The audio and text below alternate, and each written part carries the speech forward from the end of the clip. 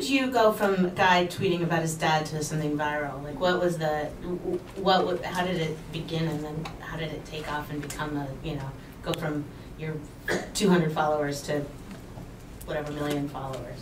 Well, it was originally, I think for the first like 2 weeks I had 0 people. I had one day, but it was just like a porn bot. I got excited.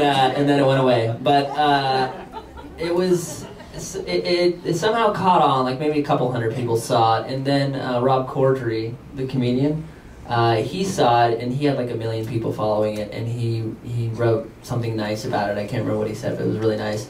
And the next day it was like 1,000 people, and then it was like every time I refreshed it, it was like 100 more people. And by the end of 3 days, it was like at 100,000. And so it just sort of went crazy. And then it got it on a bunch of sort of sites that were social media, like sharing, like Digg.com, back when Digg was Digg.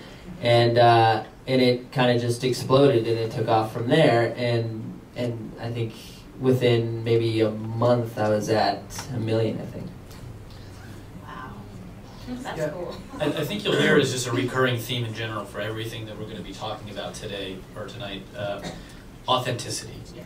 Just in whatever way you engage with your audience, whatever tools you use, whether you are trying to sell something or not sell something, you have to be authentic about what you're doing and how you're engaging with your audience. And I think to further that point is it's the most critical point to building your brand in social media is to find your voice. It's, you need to be authentic, and you need to find your voice and stick to it. And that was just a perfect example of how you stuck to your voice and kept it consistent every time. But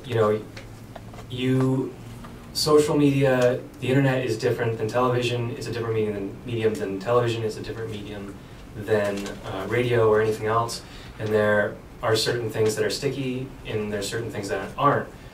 So if you're going to be working on this on a consistent basis on whatever social platform you work on, whether it's YouTube, whether you're on Twitter or on your Facebook page, it's really important that you find the right voice for it that is authentic and sticks to you, and you can stick with it throughout as long as your career goes.